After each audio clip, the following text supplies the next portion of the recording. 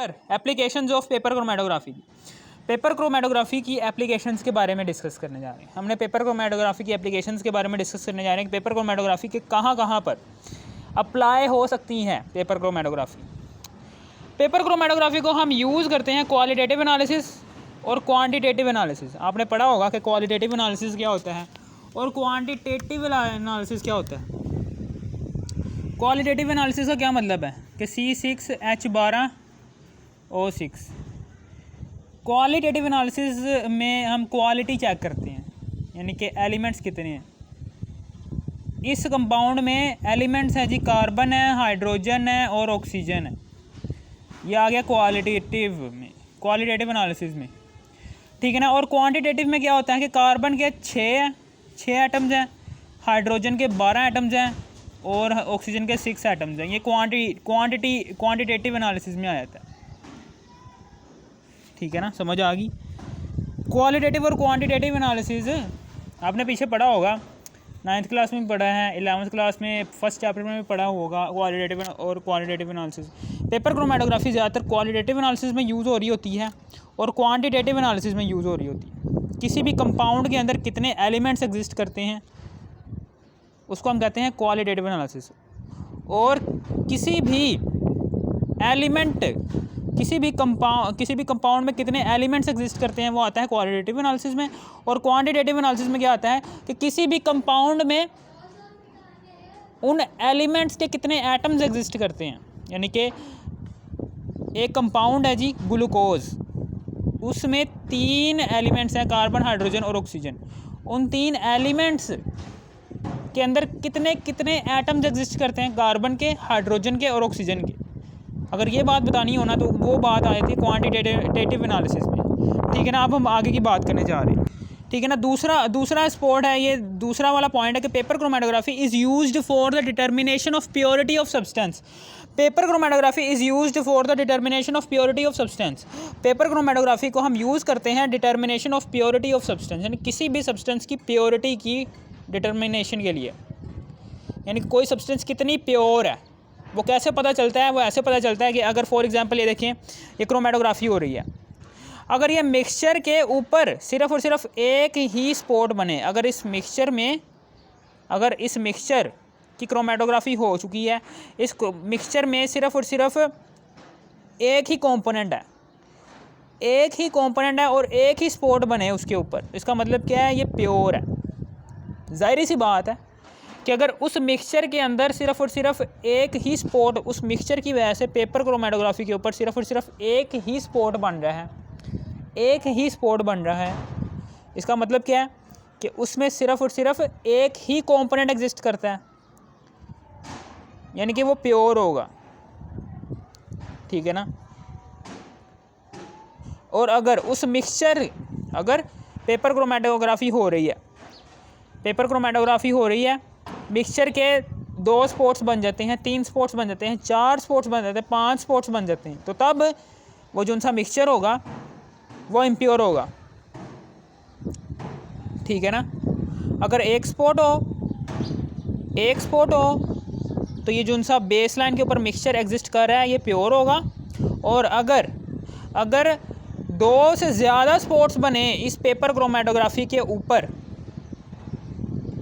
इस मिक्सचर के, हम बता सकते हैं कि ये क्या है, ये इम्प्योर है। यानी कि मिक्सचर के अंदर 2 से ज़्यादा अगर कंपोनेंट्स एग्जिस्ट करते होंगे ना तो तभी इस फिल्टर पेपर के ऊपर 2, 3, 4, 5, 6 स्पॉट्स बनेंगे, ठीक है ना।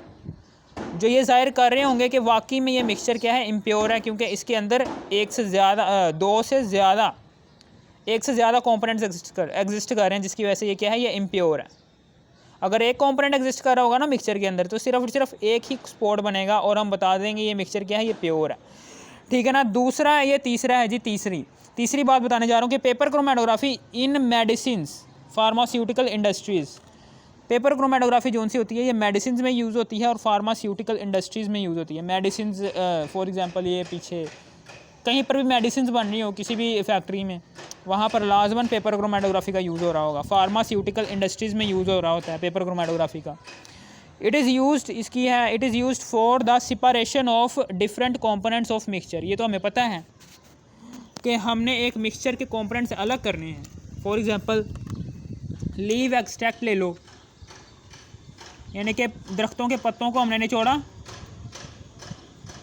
दरख्तों के पत्तों से को निचोड़ा, उसको बीकर के अंदर डाला, दरख्तों के पत्तों को निचोड़कर उसको बीकर के अंदर डाला। यहाँ पर हमने लीव एक्सट्रैक्ट डाला हुआ है, यानी कि दरख्तों के पत्तों का निचोड़ा हुआ मवाद डाला हुआ है। इसके अंदर तीन तरह के कंपोनेंट्स एग्जिस्ट करते हैं। एक होता है क्लोरोफिल,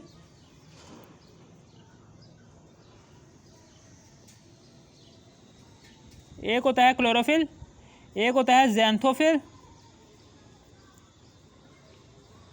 और तीसरा होता है ज़ैंथोफिल, और तीसरा क्या होता है, तीसरा मुझे नाम नहीं याद आ रहा, कैरोटीनॉइड्स है, कैरोटीनॉइड्स हैं। ये ग्रीन कलर का होता है, ये रेड कलर का होता है, ये येलो कलर का होता है। हमने क्या करेंगे, हम एक कैपिलरी ट्यूब लेंगे, कैपिलरी ट्यूब के ज़रिए से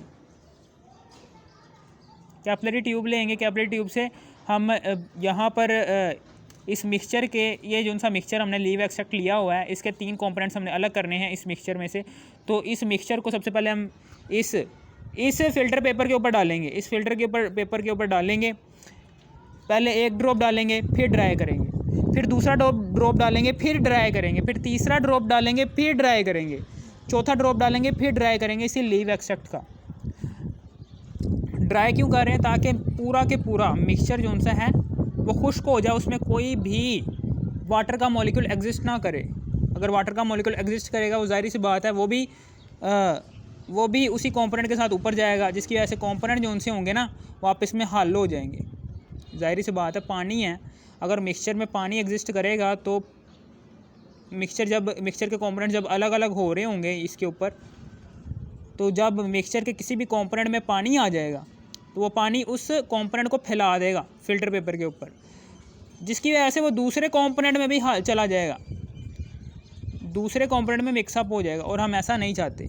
ठीक है ना, हम इसलिए क्या कहते हैं, इसलिए हम क्या करते हैं, हम लीव एक्सट्रैक्ट का एक कतरा डालते हैं, उसको सुखाते हैं, फिर दूसरा कतरा डालते हैं, उसको सुखाते हैं, फिर तीसरा कतरा डालते हैं, उसको सुखाते हैं, और फिर उसके बाद क्या करते हैं, फिर उसके बाद हम इस लीव एक्सट्रैक्ट को इसके अंदर डालते हैं, और ये ऑर्गेनिक सॉल्वेंट इस लीव एक्सट्रैक्ट के मॉलिक्यूल्स को ऊपर की तरफ ले जाते हैं। तीन कंपोनेंट्स ऐसे अलग हो गए, ग्रीन ऊपर आ गया। फॉर एग्जांपल ये क्लोरोफिल है, ये ज़ैंथोफिल है, ये कैरोटीनॉइड्स है। ग्रीन ये, रेड कलर का ये आ गया ज़ैंथोफिल, और ये आ गया जी येलो कलर का कैरोटीनॉइड। तीन कंपोनेंट्स हमारे आ गए इस फ़िल्टर पेपर के ऊपर।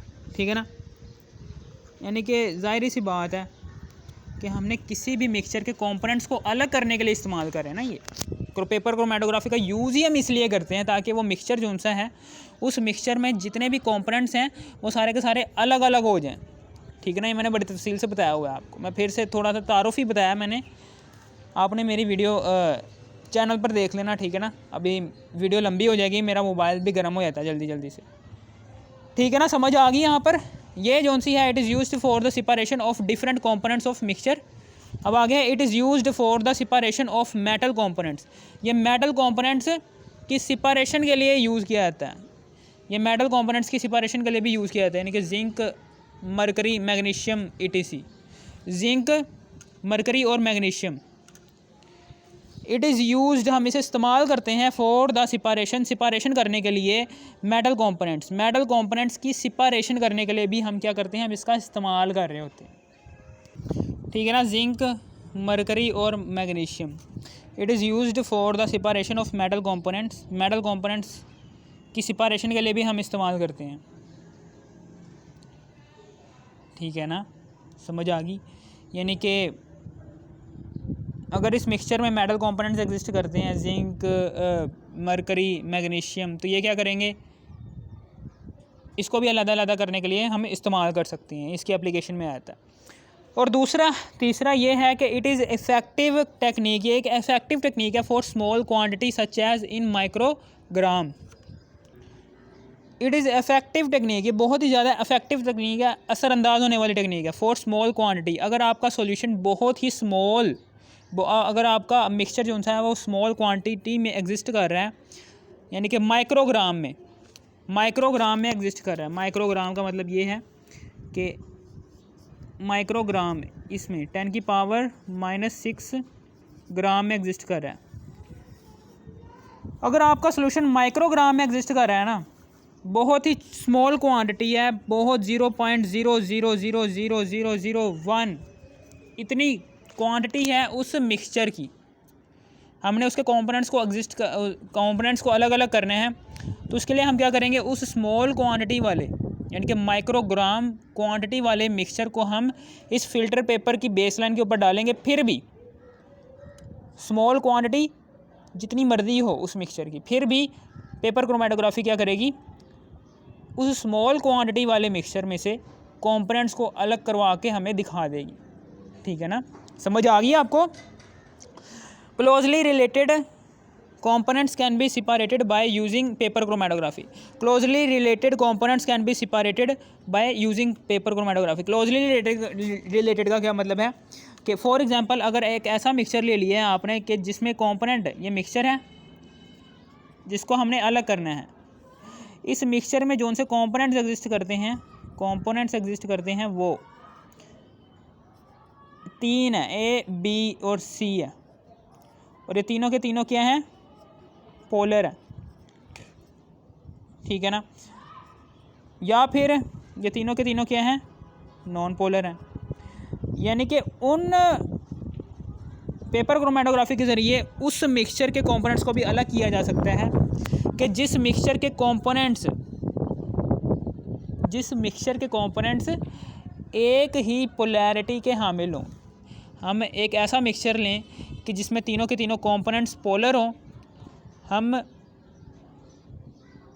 तीनों के तीनों कंपोनेंट्स को इस पेपर क्रोमेटोग्राफी के ज़रिए उन पोलर कंपोनेंट्स को भी अलग करवा सकते हैं।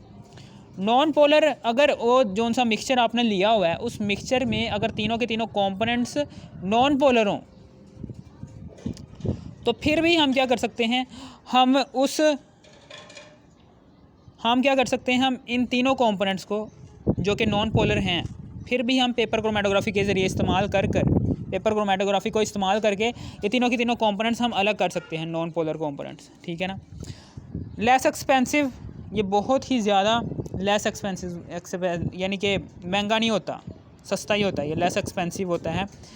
एंड लेस टाइम कंज्यूमिंग, और टाइम भी इतना नहीं लगता। ठीक है ना, बहुत ही कम टाइम पास होता है। लेस एक्सपेंसिव का क्या मतलब है, लेस एक्सपेंसिव यानी कि महंगा नहीं होता, ये सस्ता तरीका है। इसमें एक फ़िल्टर पेपर लिया हुआ है, ठीक है ना, फ़िल्टर पेपर कितने का आता है, 5 रुपये का आता है, एक क्रोमेटोग्राम है बस। ठीक है ना, सस्ता तरीका है ये, और लेस टाइम कंज्यूमिंग, और बहुत ही ज़्यादा कम टाइम में ये पेपर क्रोमेटोग्राफी में मिक्सचर जो सा है वो अपने कंपोनेंट्स में डिस्ट्रीब्यूट हो जाता है। हम कॉलम क्रोमेटोग्राफी में हमने देखा था कि हम सबसे पहले कॉलम को एडजस्ट करते हैं उसके ऊपर, स्टैंड के ऊपर, फिर नीचे बहुत कुछ यानी कि करते हैं, नीचे बीकर रखते हैं। ठीक है ना, यानी कि बहुत time column chromatography, thin layer chromatography, इन दोनों क्रोमेटोग्राफी में बहुत ज़्यादा टाइम कंज्यूमिंग होती हैं as compared to paper chromatography. ये सस्ती भी है और बहुत कम टाइम कंज्यूमिंग भी है। ठीक है ना। सबसे आखिर वाला, this technique has high sensitivity, बहुत ही कम, हाई सेंसिटिविटी, बहुत ही ज़्यादा इसकी सेंसिटिविटी है। This technique has high sensitivity, high sensitivity का मतलब क्या है कि हाई सेंसिटिव है, यानी कि आपने बहुत ही कम मिकदार में सॉल्वेंट लिया है, मिकदार में आपने क्या लिया है, सॉल्वेंट लिया है, फिर भी